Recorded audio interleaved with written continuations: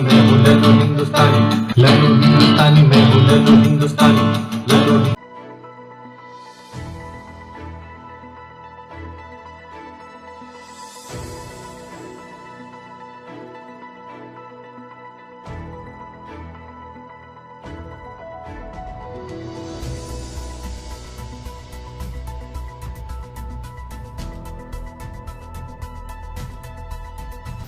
जय हिंद जय भारत। दोस्तों आप देख रहे हैं लाइव भारत, मैं हूं आपका दोस्त सफर शुक्ला। ये घड़ी जो है, ये घड़ी कब आएगी? जब ये घड़ी ठीक होगी। और ये घड़ी है 1925 के बाद की, या शायद उसी समय की घड़ी होगी। 1925 के शुभारंभ की घड़ी है और हेड पोस्ट ऑफिस अमृतसर है। तो हम आपको बाहर की बिल्डिंग दिखाते हैं, अंदर की भी ले चलेंगे और ले चलेंगे खूबसूरत सवालों के साथ। और सवाल यही होंगे, चिट्ठी का प्रचलन कितना कम हुआ, चिट्ठी का प्रचलन कितना कम हुआ। तो ये हम सवाल भी पूछेंगे। तो हम लिए चलते हैं। ये तस्वीर है, ये बाहर की तस्वीर है। हम अंदर का भी नज़ारा दिखाएंगे। लाइव भारत आपको बताएगा और दिखाएगा एक ऐसी बातें गुनगुनाती हुई, चाय के साथ चुस्कियाँ भी लेते हुए। जनाब आपका नाम? मेरा नाम अश्विनी कुमार पुरी। पूरी बात बताइएगा पुरी साहब। प्रियतमा को चिट्ठी लिखा करते थे आप? हाँ, लिखा करते थे।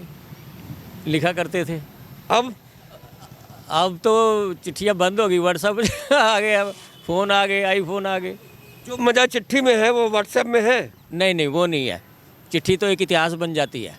चिट्ठी वो जो पुरानी है चिट्ठियाँ, चिट्ठी में तस्वीर दिखती है। हाँ, चिट्ठी में तस्वीर दिखती है ना, फिर मन के ख्यालों से उत्पन्न हो जाती है उसी में। अच्छा, प्रेमिका के लिए भी कभी खत लिखा आपने? प्रेमिका के लिए भी कभी खत लिखा? नहीं, प्रेमिका के नहीं लिखा। प्रेमिका कोई नहीं थी? नहीं, कोई नहीं थी। चलिए, लल्लू हिंदुस्तानी आपको कहानी सुनाता है और चिट्ठी की बातें बताता है और लिए चलते हैं आपको हम। और ये है बाहर का नज़ारा, हम अंदर भी लिए चलते हैं। और ये रियाल्टो चौक है सामने, अब मैं दिखाता हूँ। ये रियाल्टो चौक है और रियाल्टो सिनेमा घर है, प्रसिद्ध सिनेमा घर है। और यहाँ पे जब एक बार राजेश खन्ना की फिल्म जब लगी थी तो यहाँ पर ओपनिंग के लिए आए थे। और जब आए थे तो यहाँ पर उनकी जो गाड़ी थी, सफ़ेद गाड़ी, वो लिपस्टिक से लाल हो गई थी। फिलहाल ये लाल अक्षर में लिखा है मुख्य डाकघर अमृतसर। तो हम आपको दिखाते हैं और अंदर की तस्वीर बताते हैं और पूछते हैं। लल्लू हिंदुस्तानी पूछता है बढ़िया सवाल। पहले हम चलते हैं सिक्योरिटी के पास में। सिक्योरिटी टाइट है, और क्या टाइट है सिक्योरिटी, और हम देख सकते हैं। हम उनसे ही जानेंगे और जानेंगे कि वो कभी उन्होंने चिट्ठियाँ लिखी हैं। सर, आपने कभी चिट्ठी लिखी है? नहीं जी, नहीं। चिट्ठी के ज़माने में आपने चिट्ठी नहीं लिखी? नहीं, चिट्ठी लिखी ही नहीं। आपके ज़माने में चिट्ठी होती थी? जमाना कहते साडा कहते कितनी उम्र हुई है? कितनी उम्र है आपकी? 52 है।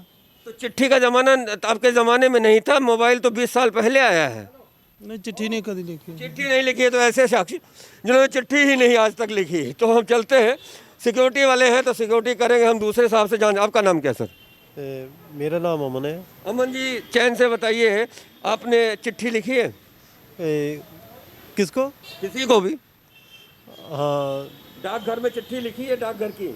नहीं, वो नहीं लिखी कभी। वो कभी नहीं लिखी। प्रेम पत्र लिखा है? प्रेम पे बहुत हंस रहे हो। वो तो अंदर की बात है ना। अंदर की बात लिखी है। तो कुल मिला के चिट्ठियों का ज़माना अब नहीं रहा। चलिए हम आगे दिखाते हैं आपको लाइव तस्वीरें। और ये फैमिली प्लानिंग कैसे होती है मुझे नहीं मालूम, लेकिन ये जो डॉग हैं, कुत्ते हैं, ये जानलेवा हैं या नहीं है, या देख सकते हैं यहाँ पर। इनको कोई हथियार की ज़रूरत तो है नहीं। किस तरह से यहाँ पर सुरक्षा व्यवस्था है तो हम आपको दिखाते हैं लाइव तस्वीरें। तो लाइव तस्वीरें दिखाते हैं और हम आपको यहाँ से ऐसे भी लोगों से बात कराएंगे जो डाकघर से जुड़े हैं। और डाकघर से जुड़े हैं तो डाक की बातें करेंगे और बातें करेंगे वही जो सही हो। आपका नाम क्या है?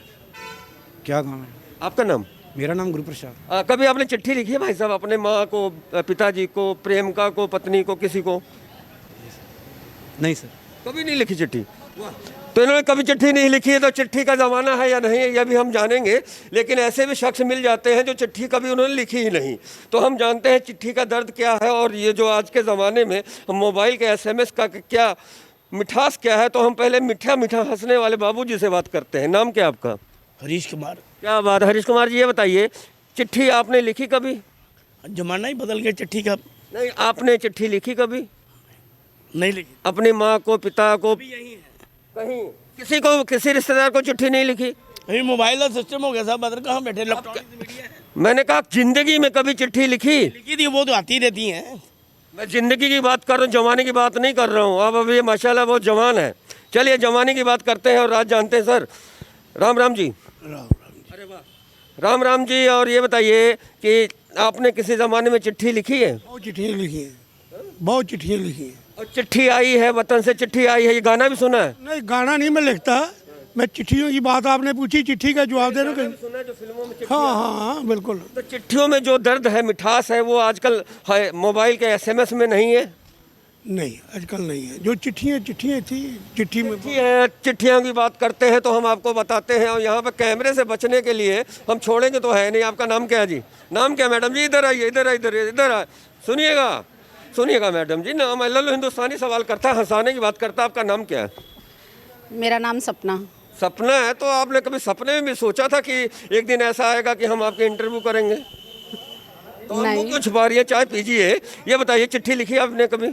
हाँ जी, लिखी है अपने रिश्तेदारों को, बहनों को, भाइयों को। लिखी है।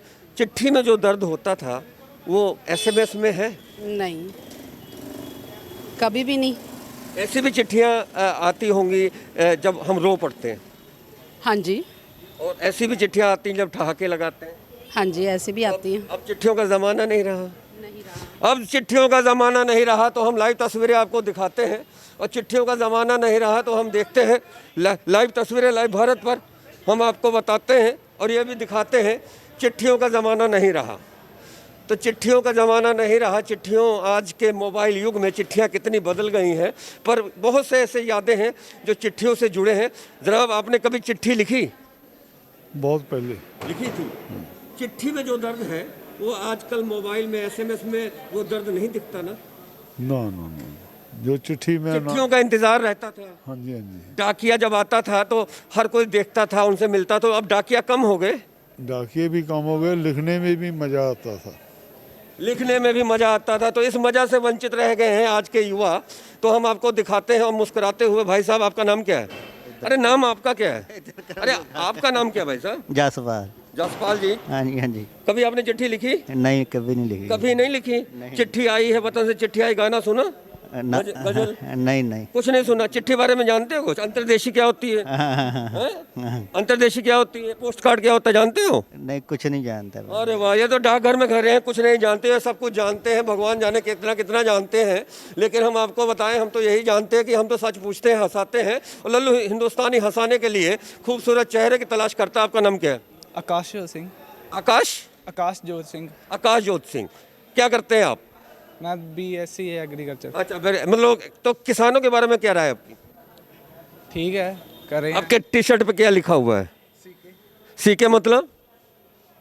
कैलवी ने पता नहीं, कुछ है जो आपको मतलब पता नहीं तो लिखते क्यों यार? ये तो कंपनी वाले ने लिखा है। आप सर से परमिशन लीजिए, उसके बाद इनसाइड इंटरव्यू। एक मिनट, इधर आइए आइए। चलिए बाहर करते हैं। अंदर परमिशन नहीं है, पहले बता देते बाबू। हम नहीं करते जनाब। हम क्या जाने, हम तो जाने सरकारी माल है। हम कौन सा गलत बोल रहे थे बाबू? हमने कोई गलत सवाल थोड़ी किया आपकी प्रतिष्ठा में, हमने कोई गलत बात थोड़ी की। आप कहते यहाँ आप कर नहीं सकते, ना करें। सरकारी इमारत की यह हाल, परमिशन लेनी जाती है।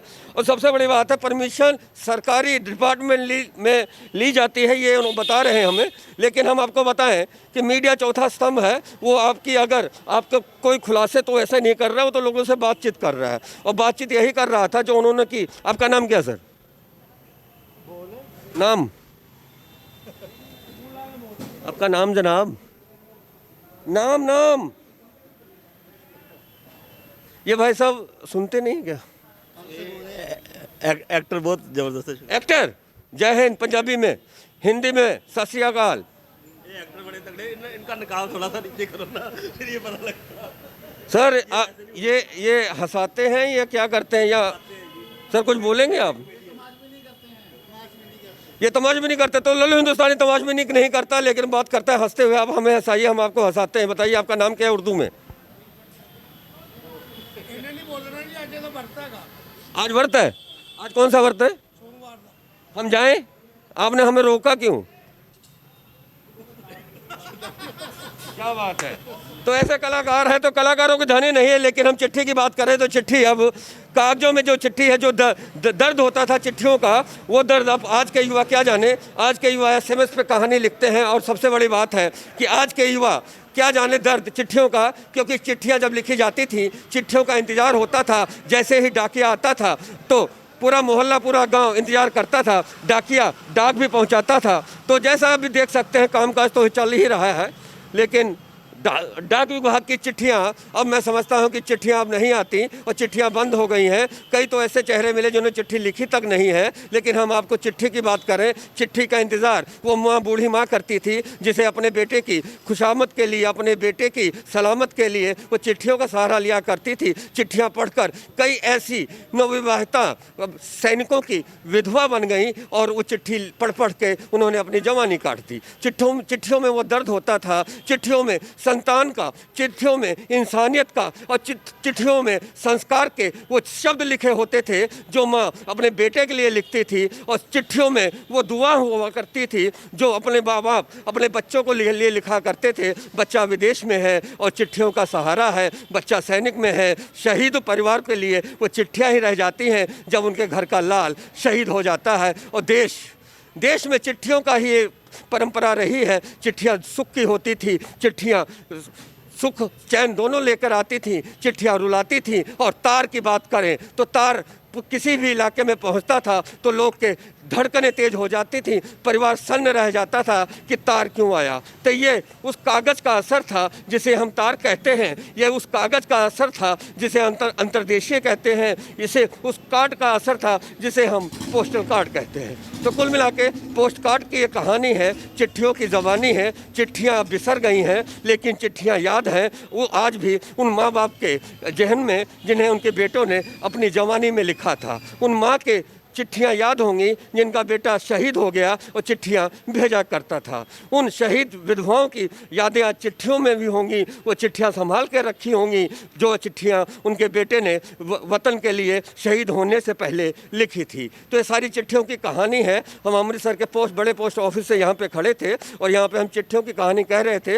लेकिन सरकारी फरमान हुआ अंदर कवर नहीं कर सकते, तो हम अंदर तक कवर करते हैं और करते हैं, दिल में कवर करते हैं। और दिल यही कहता है हंसाना गुनाह नहीं है, चिट्ठियों के सवाल पे हमें किसी की परमिशन लेने की ज़रूरत नहीं है। तो ये थी स्पेशल रिपोर्ट लल्लू हिंदुस्तानी की। आप बने रहिए और देखते रहें लाइव भारत। जय हिंद, जय भारत।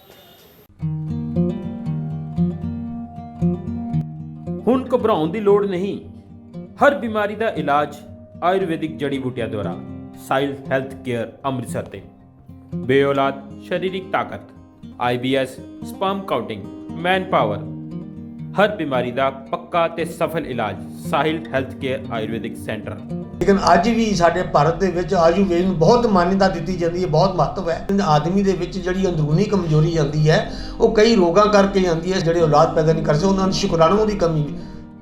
ਮਿਲੋ ਰੋਜ਼ਾਨਾ 10 ਤੋਂ 6 ਸਾਹਿਲ ਹੈਲਥ ਕੇਅਰ ਸੈਂਟਰ 100 ਫੁੱਟੀ ਰੋਡ ਅੰਮ੍ਰਿਤਸਰ, ਸੰਡੇ ਛੁੱਟੀ।